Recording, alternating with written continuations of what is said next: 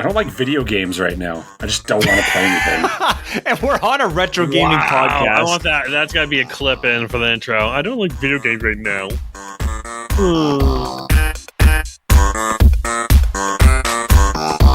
Welcome to the Spin Dash Retro Gaming Podcast. Prepare yourself for the joy of classic gaming. Fired straight into your delicate little ear holes.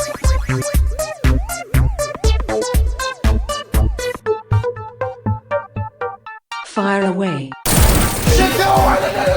What is taboo these days? Can you talk? Can you like? No, is you it can't say offensive to anything. talk about? Yeah. Like, is talking about taking a dick in the ass more offensive than? No, Well, like general Where- society would be more upset. I'm not caring about general society. Yeah. I can give I mean, two shits I- what general society care. Yeah, fuck general society. I'm angry and jaded. These past 2 years have made me wildly bitter. I'm sorry. Everyone is too offended by too much. Like I feel people stress over like what they're gonna be offended on than anything else. Like, hey, that offends me, or what's this person gonna say? That might be offend me. So people stress over what is gonna be offensive or what they find that might be offensive to others. Like taking a dick in the ass. You know, gotta do what you gotta do. My I guess. headphones have like this weird. Are you have this like? Are you hearing this? Yeah. So Are you? right now, I'll say my furnace is going off. No, it's like on our headphones. Oh, It sounds like one of those audio tests where like you're testing your surround sound. I'm glad I'm not the only one, man, because I can hear it. Yeah. Hold on, let's see if it's Nick. Nick, I'm going to mute you. Yeah. Is it? It's me. I can't unmute him now. Nick, you have to unmute yourself. I can't unmute you. There we go. You're censoring What are you me. doing? Censoring me. Nothing. I told you my furnace is going on in the background. It's not your furnace, That's That's bro. the not only like a thing that furnace. happened. So, you know what? It sounds like an echo chamber. All I have going right now in the background is literally the furnace. Are Maybe we going to hear Zencaster- that on the? Nah, it would be all right. Oh my god! It's like the Atari sneezed. One fucking moment. Jesus Christ, you little bitches.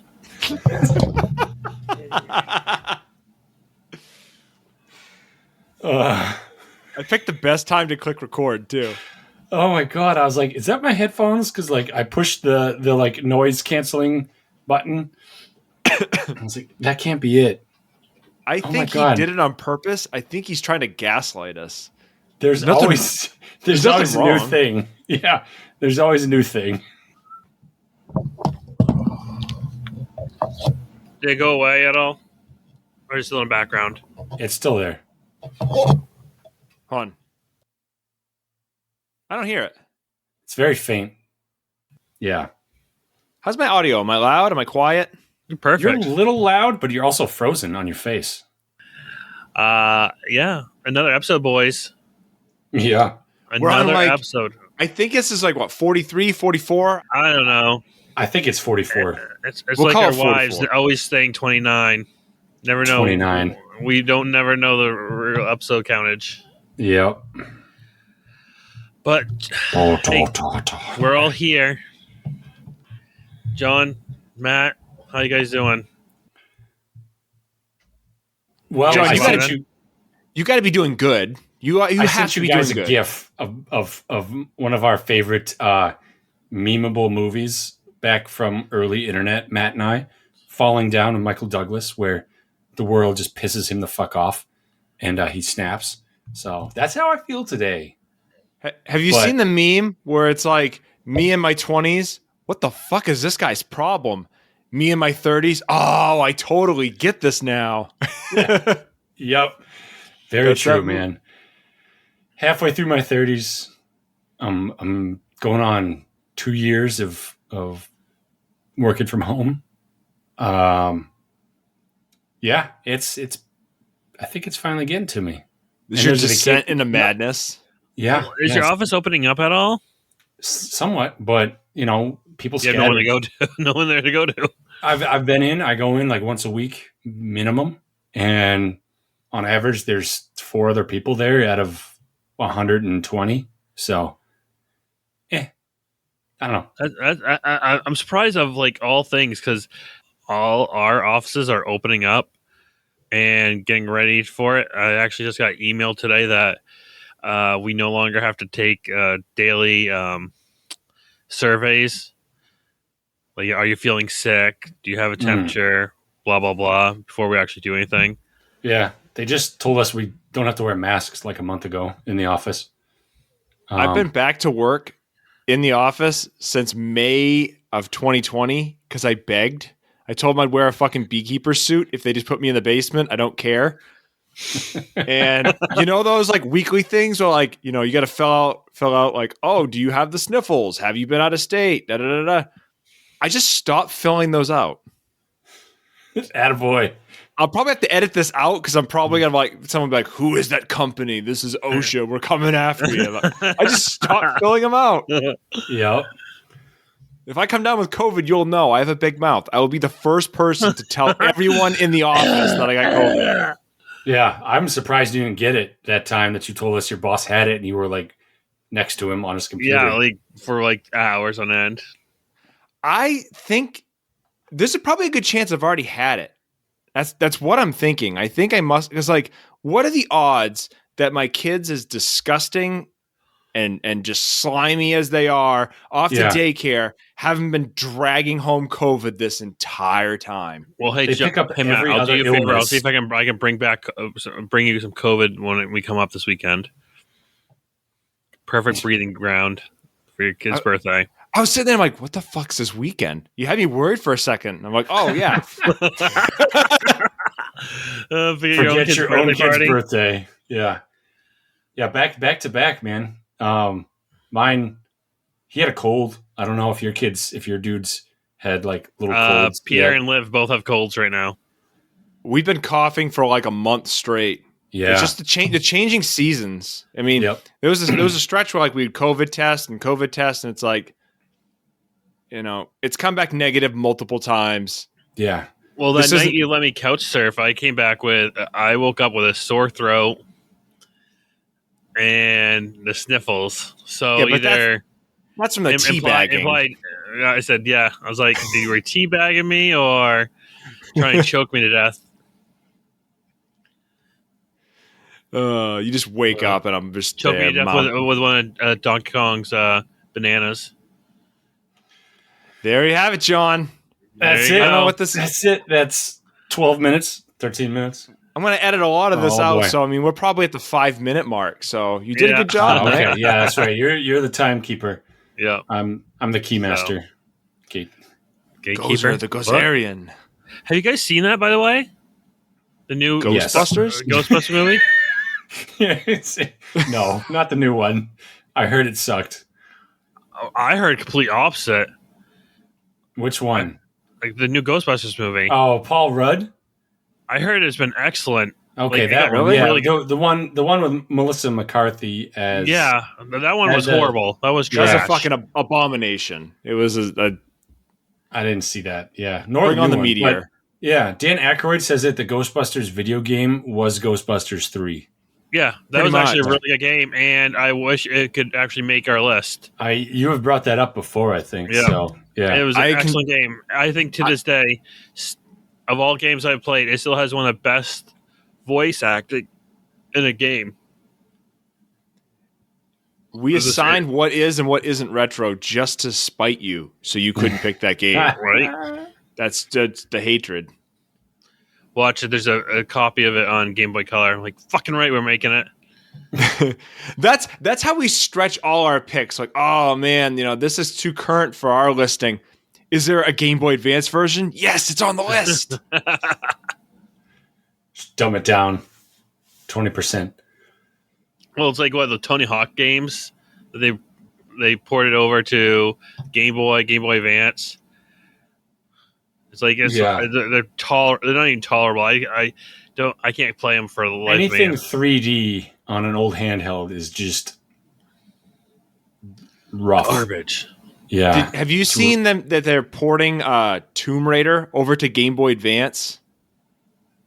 Well, they had Tomb Raider on Game Boy Color. No. I mean like the original, like the 3D version. They've come up with this thing called OpenLara, which is just like an open source version of like the Tomb Raider engine reconstructed, and someone's trying to port it over to the Game Boy Advance.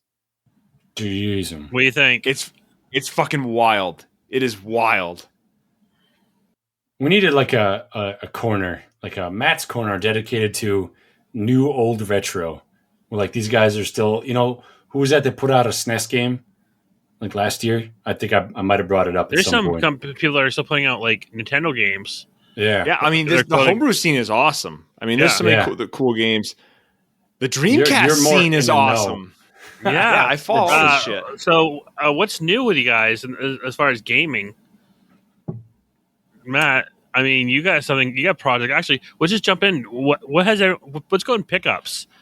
Matt, you have some good pickups, pseudo pickups, yeah. So I have no pickups today. I'll have them soon. Today, I had them every other day this week.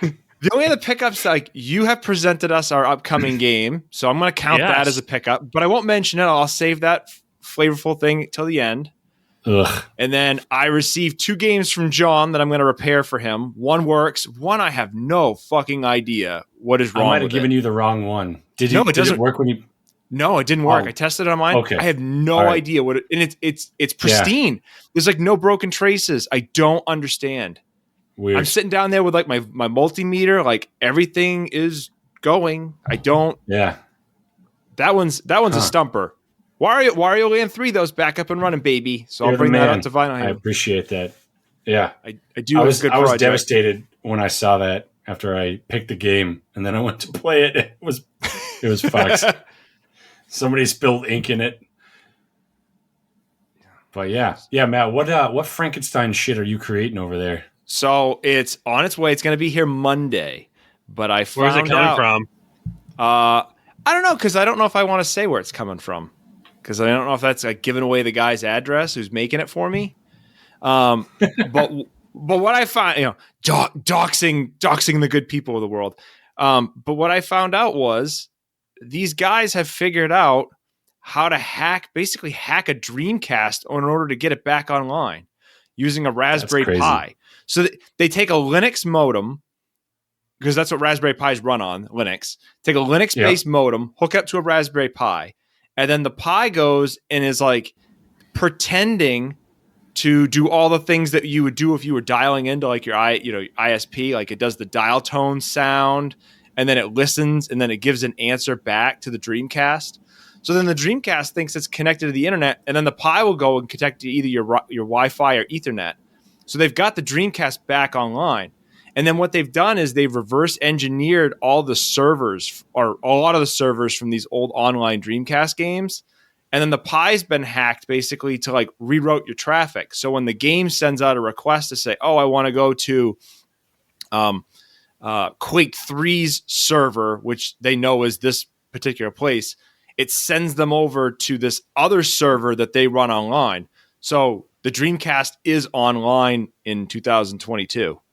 It's fucking crazy. It is fucking wild. What I ended up buying off this guy is he's come up with a way that, so like your telephone line carries voltage. So he's found a way to have the Pi supply the voltage it needs to send back to the Dreamcast, enough voltage for the Dreamcast to say, something's plugged in. Like it's gonna be low crazy voltage. Shit.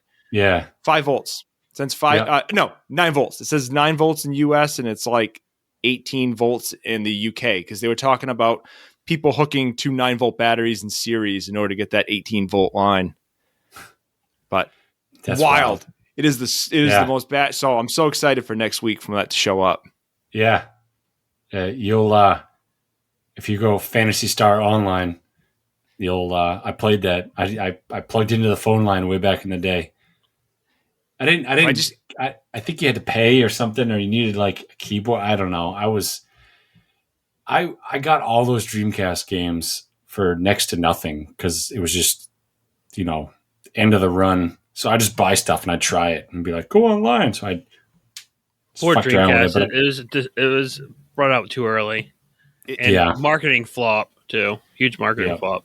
It is. I think the problem is the Saturn was such a disappointment, and people had such a sour taste in their mouth from like the 32X and the Sega CD, and they just lost trust in them. So when it came around to like they have a stellar fucking console, it's like, I'm not going to trust that company anymore. It is. It was a better console than at that time, than the PlayStation, than the 64. But it did not get the backing it really truly needed. And it has become one of my favorite consoles. Like, Dreamcast? What is that, John? What is that, Matt? What's your favorite console? Not my favorite. I mean, you're never going to dethrone the Super Nintendo, but like... But you're saying that one of your top favorites is a Sega Dreamcast, so a Sega product. I would say the Sega Dreamcast is my favorite Sega product. Yep. And I would say in my top consoles ever, you're going to have a hard time like taking away Super Nintendo and regular Nintendo. And I'm a huge Wii fan. So top 5. I'm going to put it in top 5. I mean, top 5 consoles. That's another episode. We should do a top 5. We've done controllers. Yeah. Yeah. No, Dreamcast, the scene, like the way that they made the Dreamcast, like they're still making homebrew games for it because the flaw in it that allows them to be bypassed. My friends, I had friends that came from Japan. They're base kids, Army brats. Yep. And I think parent was Air Force, but whatever. Came back over from the States and they brought a hacked Dreamcast over. Nice. They had all the games like on either CD. I think it just played like CDs. Yep. Like able to play CDs. So they had all these games that were just on burnt CDs that we played. Yep. That's my Resident Evil 2. I think I played the thing I played on the Dreamcast was actually Capcom vs. Marvel. I think it was. Yeah. Yep. That was probably the one I played the most. You don't even need to mod your Dreamcast in order to do that. It'll if you burn the disc right, it'll just play it straight out of the box. If you have the right, so like, John, what number bottoms do you have on yours? Did you say it was 0 and 2? Yeah, so 2 won't do it, but the 0 will play burns. Yeah, I whatever the one that I. How many Dreamcasts do you have, John? I have 2. Why not 3? Oh, I thought you had 3. I'll get 3 at some point. Well, one is from the venture that when we went yard sailing in you bought for $5, right? For 50 cents. Oh, was it 50 cents? It was like cheap. I just remember cheap and just like it was either 50 cents or $3. I found a couple bullshit Yeah, scores. it was like a random barn or something. I think if I remember. No, we were in Newport heading back south, and I was like, "Hey man, let's just swing through here." Yeah. And then there was a Dreamcast, just nothing else, just the console itself. And I was like, "Oh shit, I had one of these. I'll just buy this." And I've lugged it around with me ever since. Yep. But yeah, I don't know. Well, I mean, John, how about you? How about some? I know you got some pickups. Fucking dickhole. Yeah. Such dick. The pickup of the year. So I'm done. I should just retire. This was the best one. This might be the pickup of my tenure at Spin Dash so far. You've had some pretty good ones. You get some epic ones. Yeah, you go big. It's like you have a dry spell and then you hit big. Yeah, I hit you big do for like you don't do anything like individual. A couple of times. Well, your game for this one we're playing, I did individual, and it was a good deal. And he had a couple others, but I was like, I got those. Don't need them. So last week I saw one on good old Marketplace, and it had been posted 20 minutes ago, and it was a PlayStation 1 Genesis lot, just in a box. And it was $15. And it was just a box, and it had a couple pictures. And I was like, oh, fuck, I love these. So I messaged, and the person said, oh, it's pending. So I was like, I gotta get this. I gotta have something. And this has happened a few times where like, oh, it's pending. And I'm like, okay, let me know. Nothing ever happens. So I was like, all right, thanks. Just to let you know, this is worth more than $15. I said that. And the person was like, oh, I know, but I haven't tested them, so I don't know if they work. And I was like, I'll pay you $50 on Venmo tonight. if I can pick them up tomorrow morning. And the person was like, okay. So did that, got the Venmo over, drove up. It was only another, 30-minute detour from my usual work route to the office, and snagged them. Front porch pickup. I love that stuff. It's nice. But again, I didn't know if they would work, so here I am. Even if they sinking didn't 50 work, bucks. you got your money worth even if they didn't work. Oh yeah. So what my dad taught me, because this half the things that I snag, or because I've been doing it with him for a long time, finding good deals. He used to take me to yard sales all the time.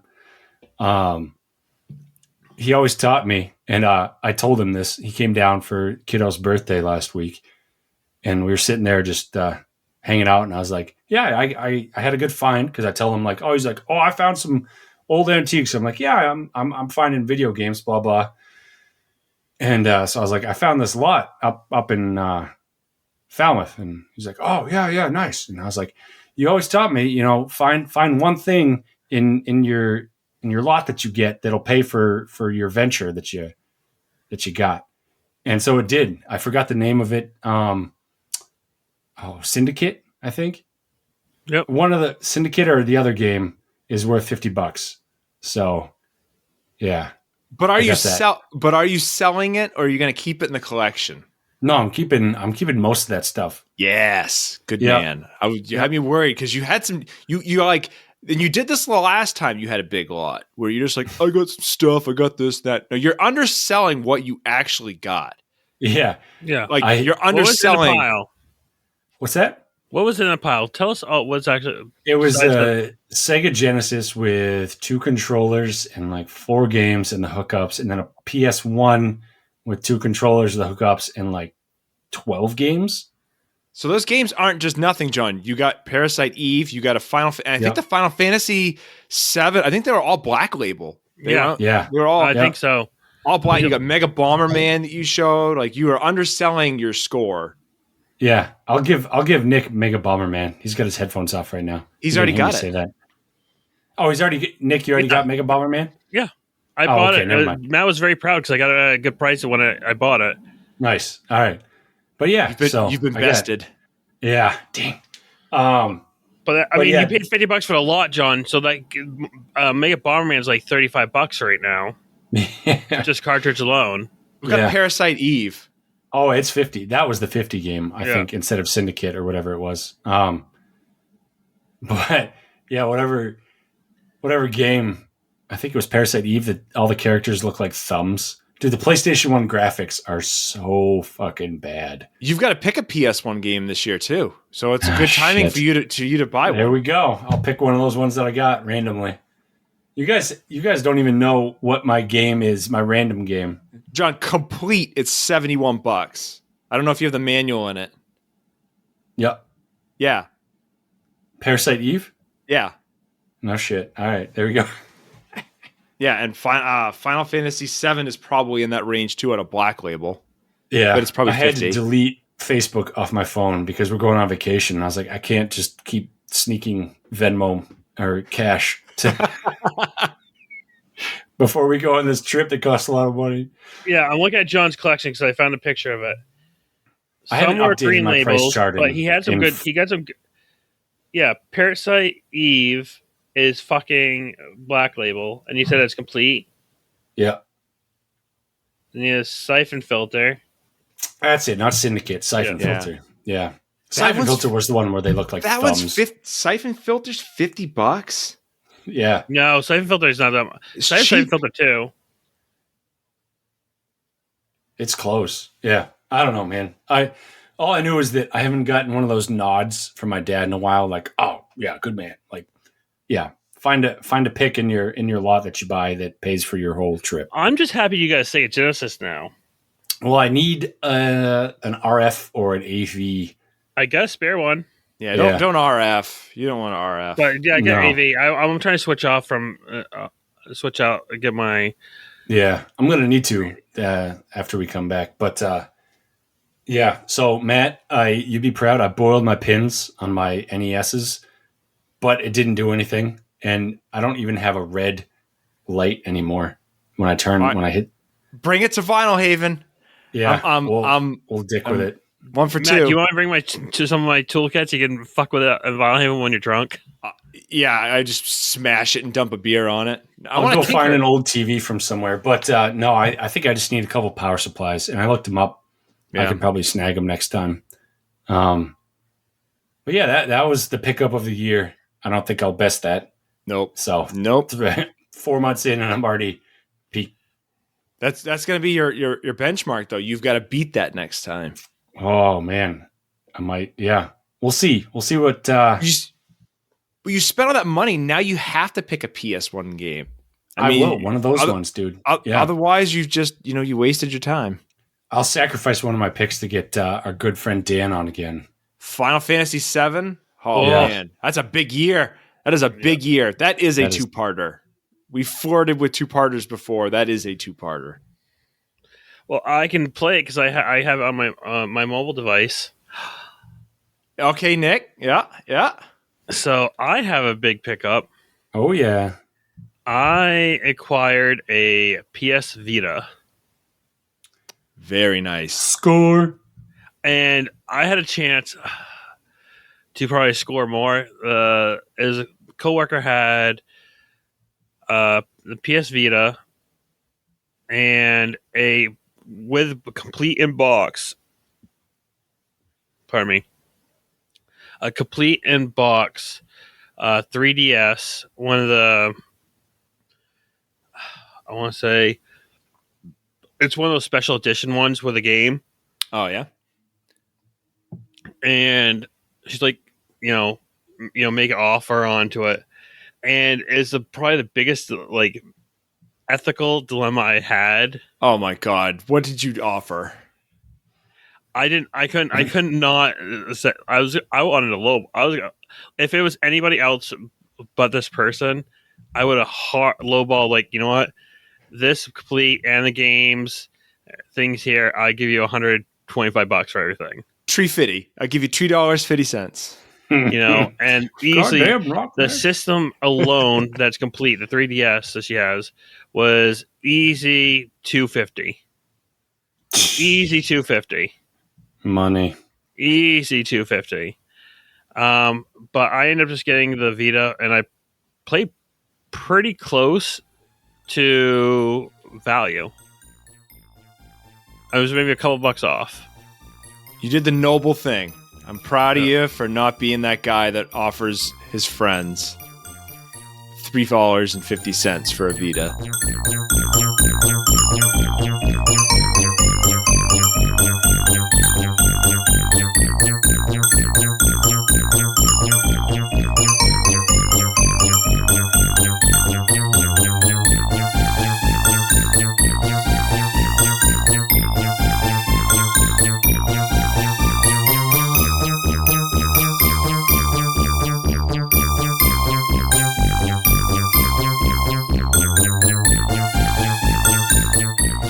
Kind of go off of there. I wanted to talk about arcade video game machines and arcades in just general. Our thoughts, our memories, our love on them, experiences. A little bit history, as you will, and kind of just jump into that because I remember, my fondest memory is every time we went to the mall or anywhere I guess one of those campgrounds that would actually have a little arcade. There's a local beach that had a little arcade next to it that we went into all the time. So those are my memories. Also, going to the local Walmart had a couple of arcade machines that I'd play hours on it as well.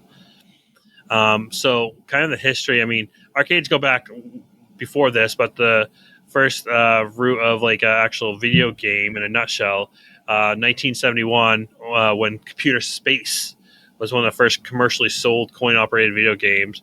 It was designed by Bushnell and Ted Dabney. Nolan Bushnell's a name that everyone should know. Yeah, because big into Atari, and then also big into Chuck E. Cheese. So also very important for for our history lesson I there. mean, he literally built built the arcades up. I've never been to a Chuck E. Cheese. I heard the pizza's terrible. Yeah. I heard there was one in the state, and it closed down, I think, 10 years ago now. Yeah. I think it's been about 10 years now, and it's right next to the local mall here.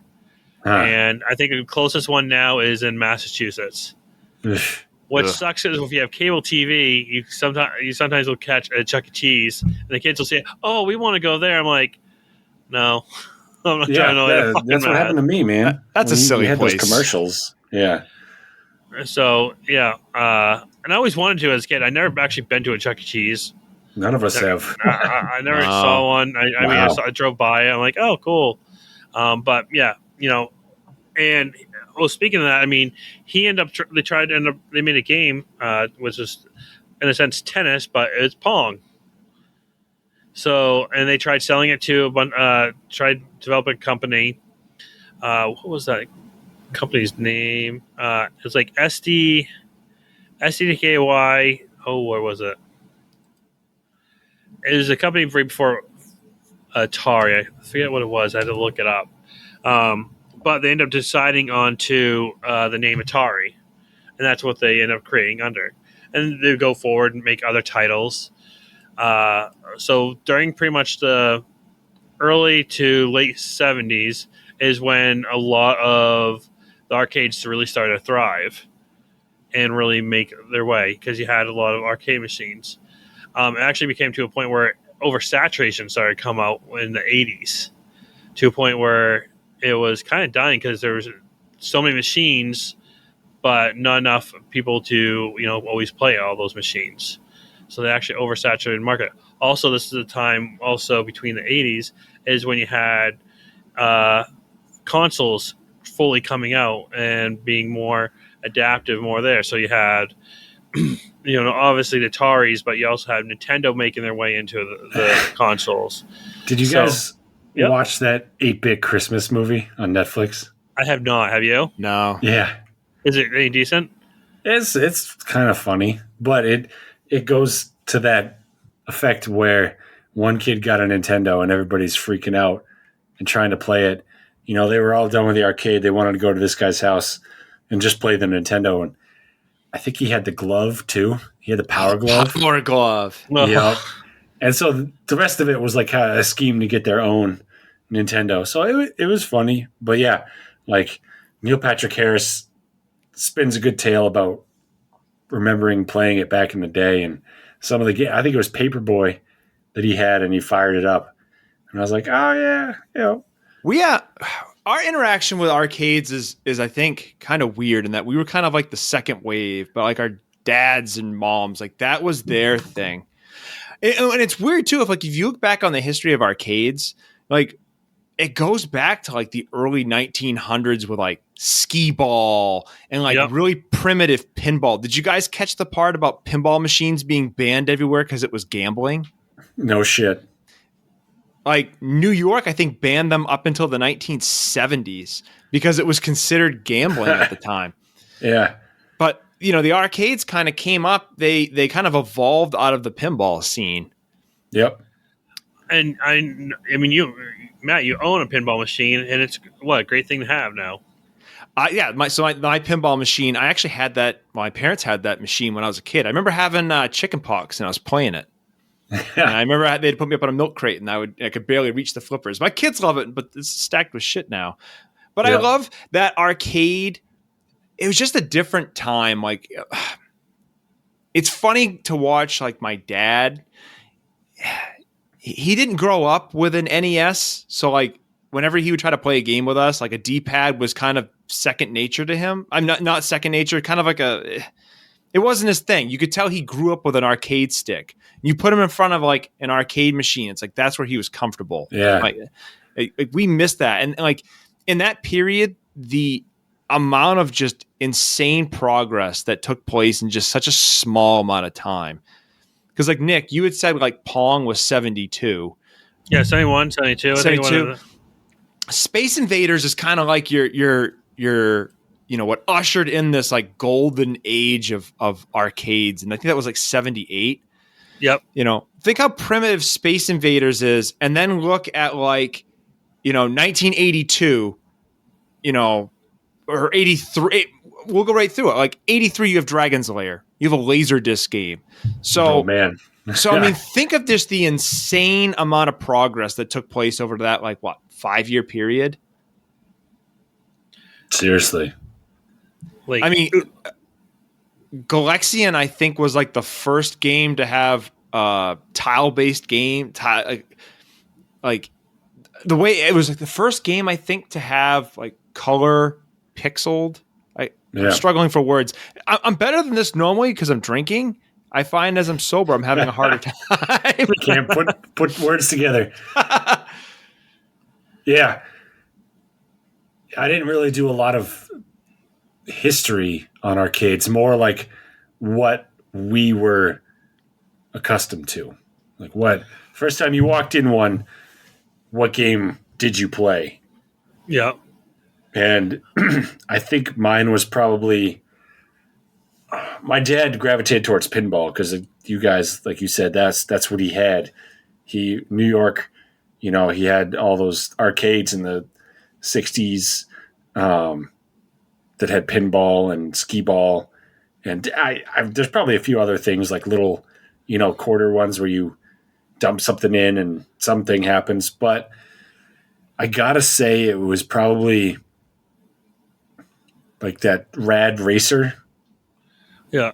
So it's funny you said, John. So like you said, our parents grew up during the, the pinball / asteroids, Space Invaders, Pac-Man, although that era, Pong, that was their era. Then during the 80s, it died out because of consoles, I think, was a kind of a killer on there, plus oversaturation of the market. And that killed gaming as a whole in the U.S. Overseas, in the U.S. Yeah. Japan was thriving. I think they're they're still huge with arcades and video games in general. But it got a revival back in the 90s because that's when you started having fighting games come out. So you had Street Fighter 2 that came out, Mortal Kombat game come out. You also starting to get Virtual Cop. All those type of games started coming out.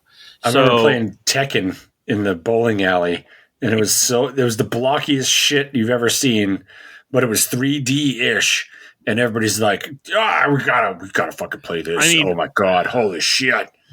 It was mind-blowing. And with those games, but you think it was mind-blowing. During that time, those are great graphics that was there. Yeah, dedicated machine. Think of how many quarters you put into those machines. I got grounded for playing Mortal Kombat in a hotel.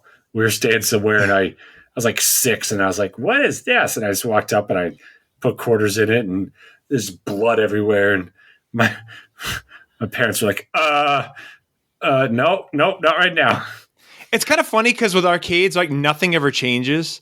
So, did you guys read about Death Race from the 1970s? What was that? It was this arcade game, and extremely primitive. There's a movie based off it. Is it based off that? This was a game. Sure, it has to be. How could it be? I would not be shocked. Plot to the game, right? The game was look at Pirates of the Caribbean. There's no plot to the fucking but there's no gremlins in that game. This game, unless they lied and changed the plot to get around censorship. Allegedly, you're just in a car trying to run over gremlins, and when you squish them, there's a crucifix, like a grave. And it was moral outrage, oh my god, this violent video game. So then fast forward to the 90s, and parents are clutching their pearls oh my god, Mortal Kombat, he ripped his head off. Mortal Kombat, oh Jesus. So I don't.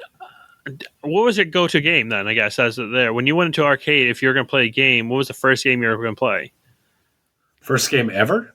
The first game, if you go into arcade, afterwards, what was the game that you gravitated to that you automatically went to? Well, ours was okay in local. I think Matt and I probably went to the same one. Same one. They had Killer Instinct. That one was pretty popular. Yeah. I know they had Primal Rage because you walked in there and it was just like you're walking in Jurassic Park. Like you'd walk in and just shit like you'd be deaf. The Primal Rage, that was a big machine too. So fighting games were the games you go to naturally? Well, yeah, and there was the Turtles in Time or The Simpsons. They had those too. Yeah. Yeah. And you know,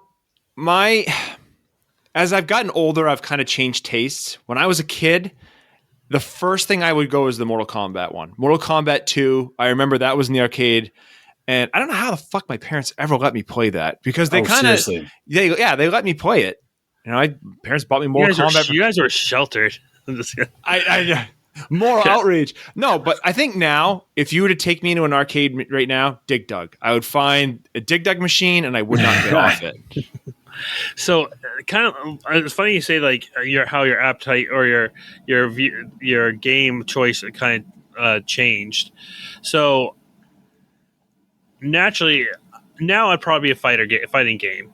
I'd want to play a fighting game in some sort of style, or Turtles in Time would probably be my other go-to. But back then, I was all about the racing games. Really? Oh yeah, Cruising USA constantly. That was I dumped so many quarters onto that game. And if it wasn't Cruising in USA, it was either a motorcycle game. I can't remember the name of it off the top of my head. And the other game was a shooter, and it was a Virtual Cop. Played a lot of Virtual Cop. The shooting games were great. Area 51, I played the shit out of that. Yeah, House of the Dead. House of the Dead. And, you know, that's speaking of like the history of like arcades and stuff, you know, it was kind of like they had all these like old school style games and things fizzled out. And when it came back when we were kids, it was like they were offering us experiences that we couldn't get on a console. Like big sprited fighting games, like insane shooting games. It had that 3D kind of incorporated into things. Like they came back big. Like I just remember arcades being big. Yeah, we'd go to the Hampton Beach ballroom or the Hampton Beach Boardwalk casino ballroom, whatever, and right off the big draw for where the people performed was an arcade, and I forgot the name of it. Playland, I think. That's the most common name for him. But that fucker had it went all the way back. It was this long building, and one part was raised, and the next part you walk down a few steps. But like you said, you could hear Primal Rage. They had 8 of those NASCAR ones just in a bank, and then more down. Racing games, crazy. They're addicting. Hydro Thunder. Yeah. Oh yeah, that one I played that. Yep. Yeah. So later in my childhood, Hydro Thunder took a lot of my money. God, yeah. Well, that so it's kind of funny because insane. We went through the same thing again. Ultimately, so again, the end of the 70s and going into the 80s, it kind of died. Arcades were barely probably scraping by, and they picked up again probably into the 2000s or in the 90s, and kind of the same thing. It went into a wave again and kind of died off because I remember the local mall had what was called the Dream Machine, which was right there as you walked into the mall, is right off to the right. They had a full arcade. And they kept on they moved it a couple times, trying to keep it going, and it just died. It just kept on dying in the 2000s. Then I think you see an upsurge with the games of popularity. I mean, you got Dave and Buster's that came out. You have that place that's up there. I think what is it called, the Sports Arena. Yeah, yeah. Which is arcade-esque, kind of Dave and Buster's, local there. But you also, I think you've seen a resurgence as well into the arcades in some way with bars. You're seeing a lot of bars do it, making it. We have one here in Portland. Is it Arcadia? I think it's called. Yep. Where they have skee ball in the background. They actually have skee ball tournaments. They have retro consoles all through. A couple of retro arcade machines. You have them everywhere throughout. And I just think you're seeing more now the nostalgia onto us, because now it's kind of the same with the retro game collection for us. Is we're of that age group and of that generation where we want to buy our childhood. So you see a lot of people. I mean, if someone's building a man cave and they had any likes in arcade, they're gonna have an arcade machine in there. They're gonna have some sort of arcade. I know probably in my next house, I have staged Nicole, my wife, that I want an arcade machine and a pinball machine, at least one of each. Just because I think it'd just be a good staple just to put the kids in front of, like, hey, here's something, of my, growing up and having. But could I watch somebody play that on a tablet? Yeah, they have no interest in the physical. Well, which is funny is because my kids actually do, which is so far so good. But with this upsurgence now of these new, them being us having them being of that age group that would take our adult money and spending on something other than our mortgage or bills or anything, we're spending on these arcade machines. I mean, if you go buy a classic arcade machine, if it's fully restored, you're guaranteed probably paying $3,000 easy. Good condition. They got good condition, and that's not even a highly popular one. I mean, if you get in some of those into some of the other ones like Miss Pac-Man stuff, fully restored, there you can top 5 Gs on some of these arcade machines. Which, main machines and FPGA like hardware based emulation, I think is going to be the. You kind of see that taking over. There's a bar down near you guys that has main machine set up. Because I remember we first started recording, I think our intro episode, I talked about the kids were playing like 1942 or something like that. They have them on the counter for like $299. There's the countertop height ones. Yep. And it's, got a bunch in there. So I could take a shell. Go ahead. I said it's funny you say that. So you have a company that is out, Arcade 1UP, and they're the ones that are remaking a lot of these classic games in different styles. Be it your stand-up one, where you can buy them in Walmart, you can buy them in Best Buy, you can buy them in Target, and I mean they're not built like the full cabinet. You get a small cabinet, then it goes on top of like a stand, but still looks good. And it's all it's all emulation based. It's not playing with any original hardware, but it's updated to refresh there. But I went on their website just to see maybe they're cheaper because obviously it's not the original cabinet there. I mean, a base model, and like you said, John, these are like tabletop models, start at $299. Yeah, and I don't know how good the sticks are because I know that's a big. Are they Sanwa or whatever the name of the company is? San something. So either some people are monitoring because there's a person that I follow and she's a competition level Miss Pac-Man player,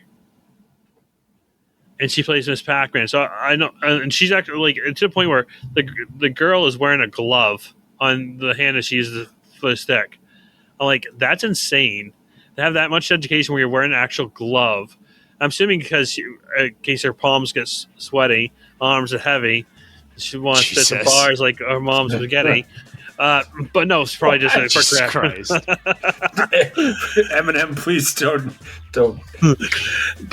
But I mean, she's just playing. You're seeing them go on that, and she has a desktop version, just she has an arcade machine that's on her table.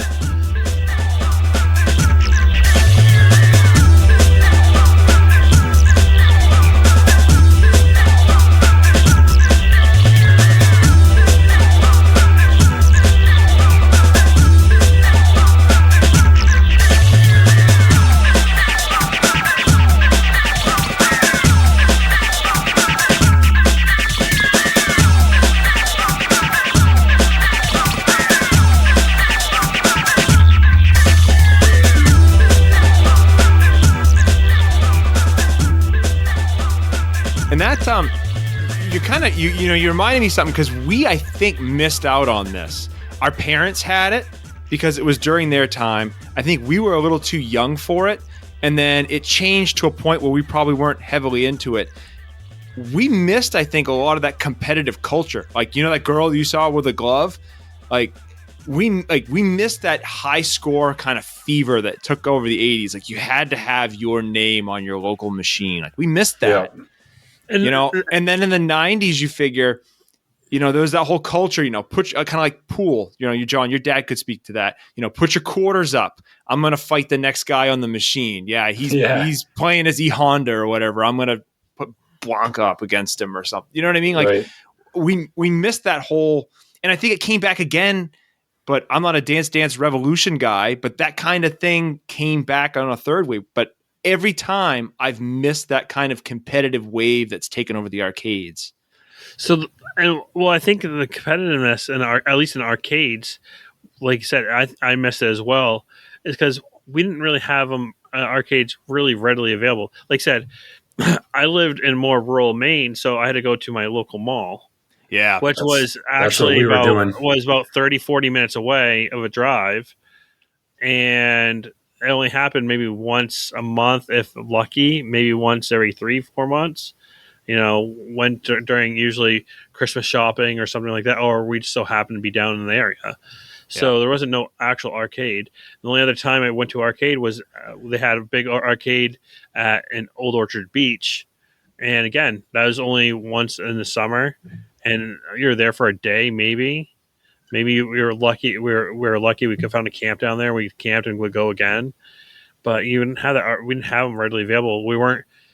I think living in our state is we weren't city kids or urban kids that lived in an urban area where we could easily pop out, walk down to the local ride your bike to the arcade. No, yeah, exactly. We didn't have that. Like Stranger Things, we couldn't build that culture like they had on that. No, right? Yeah, and I will tell you, I did get one. I don't know if I told you guys this, but I think I was like 6th grade. We had finished the game room, so there was a pool table up there. I don't know if we had the ping pong table yet, but my dad goes, "Hey, I found something." And it was in an old barn. And it was a fucking bar, like the bar height, like the table height. It was Nibbler. So you look down in the TV at the tabletop, and it's a snake, right? Mm-hmm. But it's like 2 players, so you sit across from each other. And it had that like inch thick bulletproof plexiglass on the top.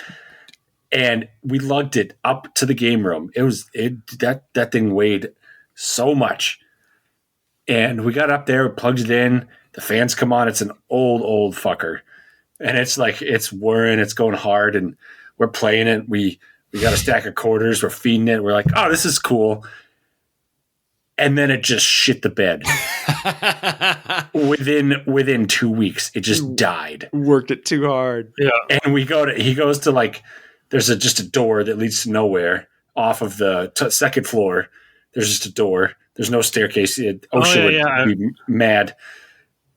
He tries to like lower it out there on a rope, busts a window, smashed a window. So this was thing that he probably got for free cost him in the end. So this is one of those table ones, right? Am I imagining this correctly? That's one I want. The cocktail. I will actually cocktail one. I want a cocktail game one because I would like to get like a Pac-Man or something like that. Miss Pac-Man. Yeah. Don't get Nibbler. John, we had one. Same kind of deal. My dad, I think, found one.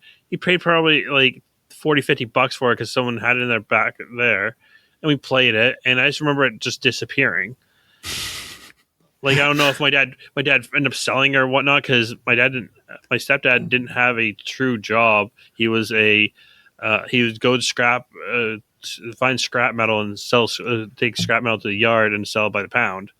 And that's how he managed to make money. I don't know if it got scrapped. Yeah, I would not be surprised, or it got wheeled and dealed somehow. So that's actually one of the ones I want. Like if I get my true man cave or a little space, I'd want probably a tabletop, upright, and a pinball machine. I used to love our Pizza Hut, and John, you might remember this, but do you remember when you would go to the bathrooms along the way? There was I think it was a Galaga machine, coffee, a tabletop Galaga machine, like right on the way. I remember if you weren't being a dick, that your parents would slip you a couple quarters and it's pizza time. Go play Galaga. Like back when you could do that. Nowadays, like you have to have armed guards because someone's going to run away with your kids. But back then, it was just like, here, have some quarters. Go play Galaga. So, what was I going to say? So it's kind of funny, like you said, these upbringings. So I live actually in a lake town. So there's pluses and minuses to it. Pluses is a great view when I'm driving into drive by because I have it there, and I have water not too far from me. I can easily go. We have a local lake, some pretty good places for food as well. Negative is because it's lake town, population decreases also to a point where some of these businesses that are startups will thrive and do really well, but during the winter they can't make ends meet because how the population there, because we have a lot out of staters and everything else. But recently there is a new bar that actually opened up right down the road, and they have pinballs and arcade machines actually in there, and darts and pool tables. Nice. So formally inviting you guys next time, if we can, come down to my place and we can go there for a drink and play some games. Yeah. Speaking of, so I was thinking about that, Nick. Like, we typically see a lot of arcade machines in bars, right?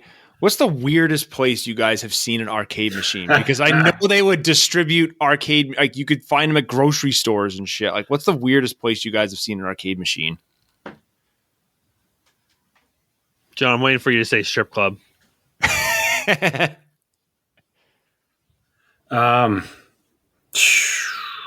don't know. Probably laundromat, I guess. I say that. It's probably what I seen. I seen one in a laundromat. I think I've seen someone at what was it? Where else have I seen one? I mean, Walmart always had them. Like as soon as you enter, you have Walmart had them. Like I think that's actually where I played a lot of cruising in USA. You constantly see them in your getting ready before the movies, your movie theaters. Yeah, movie theaters. Yep, they had a few there. That was fun. You could play them. Bowling alleys always had them. Bowling, yeah, the bowling alleys. I think I've seen one actually in a garage, like a mechanic's garage, mechanic shop. Like it's like an old, like maybe like an old timer, and like I think he just had it in a corner, just collecting dust. And like I think it more or less was there just because he probably got it off of a trade or probably got it from a deal where the guy couldn't pay him money to repair his car and probably just got it that way. I think, yeah. Strip club would probably be the top. That would be. Can't say I've ever seen that. I can't say I have either, but that'd be awesome. Well, we have a friend that we should ask that probably has ventured in more than we have. He's a connoisseur of the nightlife. Those areas. I did find a list. So I was looking for top arcade games of the 90s just to see like which ones really. Ooh, can we take a stab at the top? Top three? I went and clicked on another link, and it was the 12 rarest arcade cabinets, like price-wise. They are all old as shit. Like, I imagine. Sense. Yeah. I mean, I think for the top 90s, Street Fighter 2 has got to be up there. At least top 3, I would say. Well, no. Oh, so the number one, the rarest is Atari Quantum. I never even know. Number 2 is Sinistar. Oh, that one sounds familiar. It's Duramold. I've played a version of that for it was a port to my 5200. So yeah. Yep. And the third, this one looks familiar. It's the Star Wars, the Atari Star Wars cockpit. So like that was the first one you sat in, I think. Yeah. Yeah, some of the designs of the cabinets, that's one thing that you can't get on a home console too, is these like wild things that you sit in, or like the motorcycles where you've got to lean. Oh, so this popped in my head. What is the top game you played as an adult arcade machine you played as adult? I already have mine on top of my head because it's one I saw in every bar. As an adult, I will play a shooter. I mean, it's quick pick up and play. I don't know. So the one I always saw Buckmaster. Yeah. Yeah. Big game Nick. Yeah, big, so constantly in my local bar that actually me and John used to visit frequently every weekend because John's like, "Hey, you want to go drink?" And Joshua's Oh yeah, right in the back corner there. Yeah. I was always playing. I'm like, "Oh, I'll just play some big game hunting." All right, I liked. Probably whatever shooter. There was like the Terminator or that's fun. Cop one. We were Dave & Buster's because we lived in Mass for a bit, and we would go to Dave & Buster's, and they had the 4-player Mario Kart arcade So ones. I was going through that. Is a big thing now. A lot of the games that we have on console are in the arcades, but you also have, like you said, Dave & Buster's. We have one in Maine and down here in Portland. What is it? It's the one it has a built-in bowling alley too. It's right in the mall. John, do you remember the name of it? No. I think it's like First something, but it's same long lines of Dave & Buster's. But yeah, you're seeing all these new arcade. Actually, a big thing I've been seeing lately is those coin machines. Like where you get tickets, pusher things, or yeah. A lot of those are being popular. That's very popular in like social media now as well. Watching people do that. Watching people play regular arcade games as well. But a lot of those like pusher games, claw games, like that's a big thing. Like I've been seeing a lot of people doing the claw games and just doing that. So it's weird just how it has changed into arcades. You know, you're still going for tickets, but that it's still kind of there in the background. And you can tell that they're trying to keep things freshen up. Well, now they put it on a card instead of the tickets coming out, too. Yeah. It's not the same effect.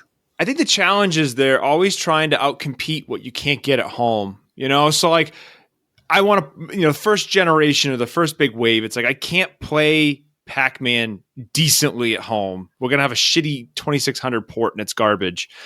And then like things kind of caught up and it's like, well, I could do that. What's the next big wave of arcade? And it's like, well, we've got to go bigger, brighter.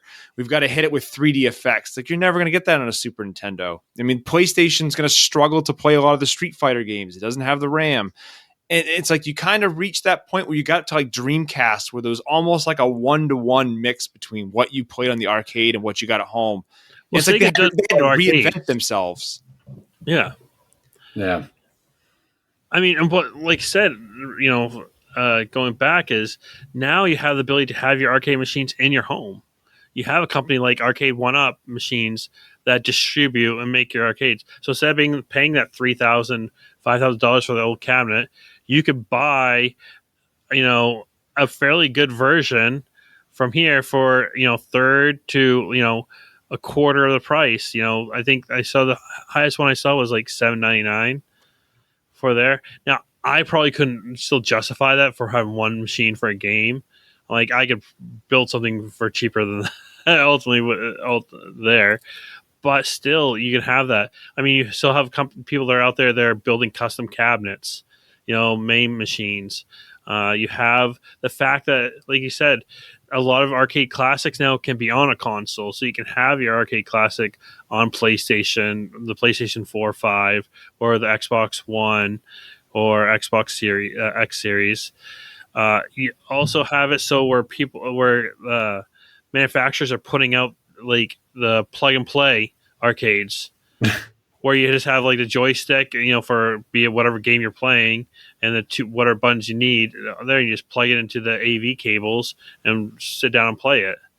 And I think that speaks to like when you look at those plug and play consoles, that generation of games is very easy to get new people to play. It's like one, old people who grew up with it, like it comes right back to them. It's like riding a bike. But like our kids, they may not be able to understand a lot of the games, and we mostly play retro games, but even that might be a little much for him. But like my daughter can figure out Miss Pac-Man. You're just moving a stick. It's kind of like they have that opportunity to learn all these games kind of in a way that we did, to some extent. I played on an Atari and kind of worked my way up, and Atari's nothing more than just arcade conversions. So, I mean, same. Yeah. Yeah. We learned on very minimalist stuff. Yeah. Rather than being, oh yeah, you got a PS5. Here's a controller you won't figure out. And what else did they do? I mean, like you also had like the mini arcade handhelds. So you had like a little arcade cabinet, and you could actually play Pac-Man and everything. You had a little Joy, and just a little arcade there. So you have those as well. I mean, again, consoles. So you have the ability to play them, but like you said, going back to the fact that I think you're always going to still have it where people are going to still be buying up old consoles, but there's going to be a time where those old parts are going to be hard to replace, especially those older cabinets where it's going to have to go to a switch to emulation, because a lot of those run off old circuit boards that you can't buy, or they don't manufacture parts. I mean, a lot of people have to find a part machine, in a sense, a salvage machine. What worries me in that regard is not like the chips. You can burn your own chips just by an EEPROM burner, and a lot of through MAME and a lot of the things. What you need to do has been preserved pretty well. But my fear is like, what do we do when the CRTs all die? Like, who's a TV repairman now? These old. I mean, you're almost gonna have to convert these cabinets over to LCD or LED or whatnot, and have some way to not have lag. I don't know. You're not gonna get that true like the old vector-based games like Asteroids. That works differently than these sprite-based games like Pac-Man. That's a different machine. What happens? Probably will lose some.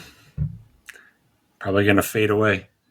I just heard that they shut off all 3G. So anybody with a 3G device is screwed. All the carriers, we were talking about it today at work, and they're like, yep, 3G is now dead. Like today, there's no big fanfare. It's done. That's par for course. I mean, I was in the cell phone industry for 9, going on 10 years. And I remember when they just took away analog. Like all they did is switch up. All it is it's a conversion of devices, and they force you. They kind of do a soft like force, like you're upgrading. Here you go. And if not, if you still had an analog device, like the company actually legit mailed you whatever was the lowest end brand or comparable brand to your model phone. That way you had a digital service. Nice. Because it's funny when cell phones companies, and just to show there, switched from analog to digital. So analog was a beast of output. So it didn't matter what you had, as long as you had a bar, you had a good signal because it went through everything. And you also pushed out farther. Digital did not push out near as far. So people were like, "Oh, this phone doesn't have great reception." Phone had good reception for all the phones there. What had changed was the actual output of reception from the towers because it switched to a digital. And the same thing is going there. Like I have now a device that is 5G capable. Now, granted, there's not much 5G in the state of Maine, but I can tell the difference when it's trying its hardest to hook onto a 5G tower. Because I'm like, why am I lagging here? What's going on? But same like that. I hope there's someone out there that either has a company or is starting a company or doing at least on the side of trying to preserve some of these.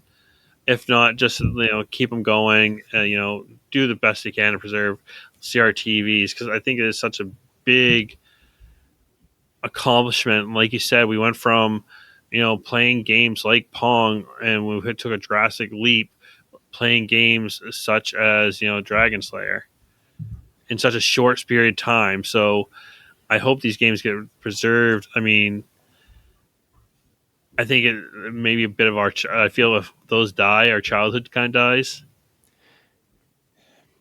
The one thing that I think is a good saving grace on a lot of these, it's amazing how well the brands and the mascots have carried forward in time. Like, can you think of many things that really came about in the 70s and 80s that we still know of today? Like, most things die. Like Mario.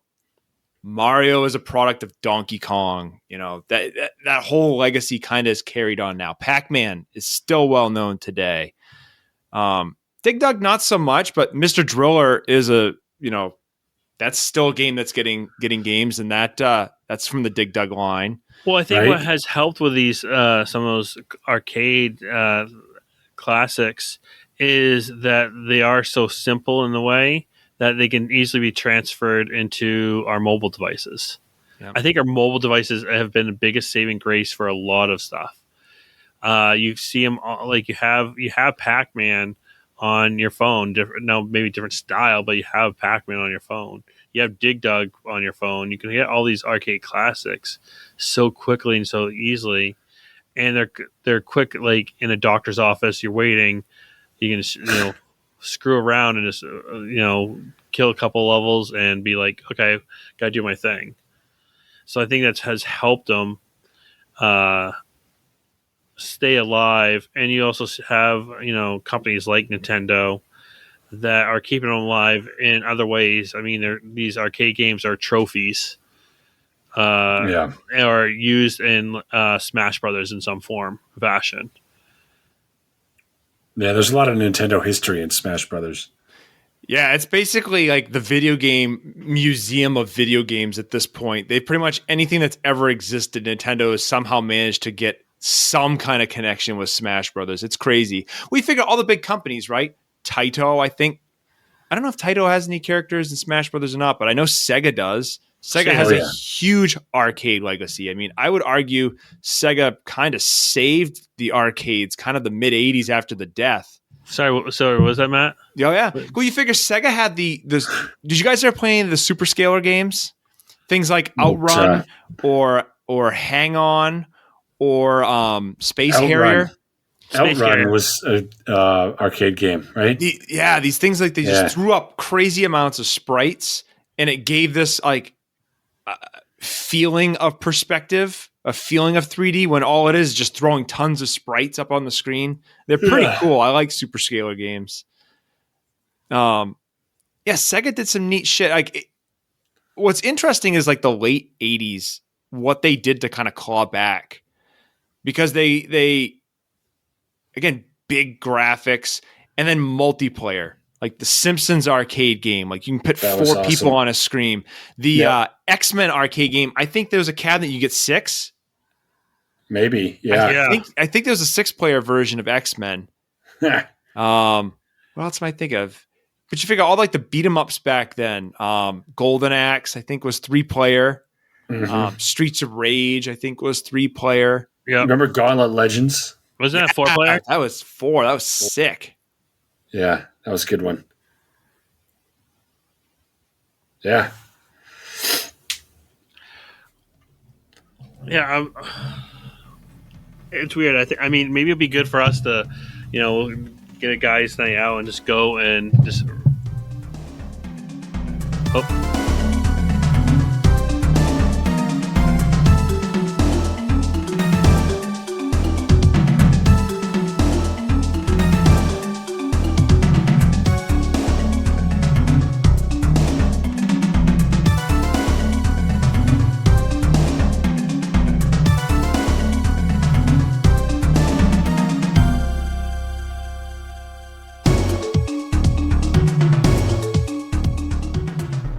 So, technical difficulties from me. Whoopsies again. What else is new? Par for the course.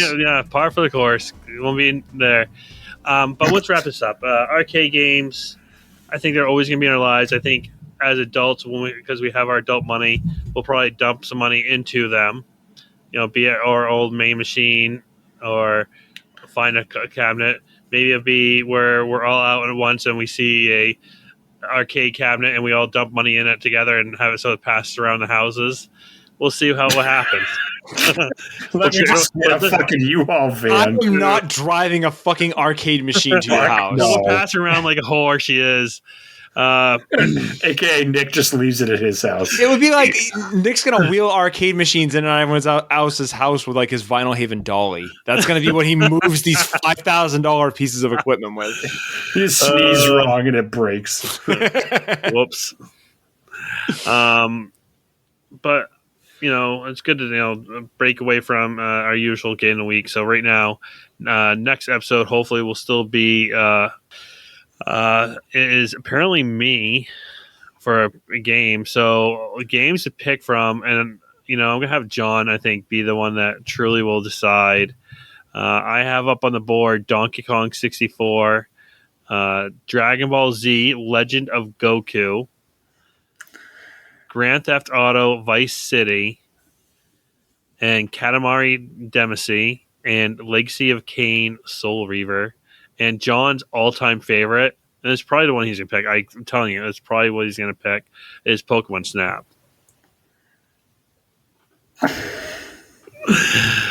Oh, disappointing John at the end of the evening. I'd play one of those games. I would play the one I've already bought. Yeah.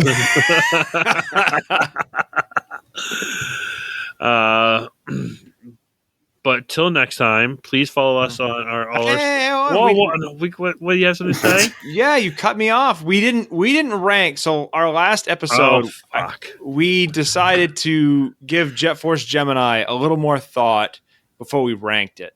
So I do have the final ranking of Jet Force Gemini, which is nice. So that means when we do KOTOR, we don't have to sit down and backtrack. So we get a fresh start. We do KOTOR. Yeah. So here is the listings of where they exist. I put Jet Force Gemini in between Warcraft 2 Tides of Darkness and Crusader of Senti. So currently it's my 25 pick. Okay. Nick, you put it in between Star Tropics and Space Station Silicon Valley. So it is your 30 pick. John, you put it in between Jet Grind Radio and Star Fox 2. So it is your number 21 pick. We're not far off. So here's what's weird about the math, because we do this weird averaging. Even though I've put it at my 25, Nick at 30, and John at 21, it actually averages out because we have a bunch of ties and how the math works out. It ends up being our 30 slot, which is very odd. It falls in between Maximum Carnage and Nights into Dreams. So actually on the lower end of our list is where Jet Force Gemini finished. I thought it deserved a little more than that, but that's just me. I could be John. You know what else deserves a little bit more? Fucking Final Fantasy Tactics, you cunt. Never. I think Final Fantasy Tactics is where it should be, thanks to John. I think you were extremely high and I was extremely high. John helped bring it down to where it should be. Yeah. Mobile, don't buy that game for your phone, people. It fucking sucks. I beat it on the phone. And it took you 3 years to do it. Just because I took my time and I didn't play it for. I literally didn't play it for 2 of those years. I will tell you, John. I walked away. I put more time into Tactics than I have KOTOR. I will tell you that right now. Yep. Matt still plays on the toilet, I'm sure. No, I moved on. Okay. Yeah. Yep. Are you done, Matt? Are we in a good place? We're all caught up? I think we're all caught up. I don't think I have any beds. Well, please follow us on our socials. You can follow us on TikTok, the Twitter, and IG, allspin-retro. And you can also in our if you go and follow us, actually listen to us on our YouTube, we have actually links there, so you can go to each of our socials as well as join our Discord, where we can build a community, talk about the games. It is literally just the 3 of us. This means that there's only probably one other person that might actually be listening to this, and that would be great. If you would like to join, have your friends join, even if it's just to make fun of us. Why not? We're there to be trolled. But until next time, signing off. Have a good one, guys. Peace. Bye.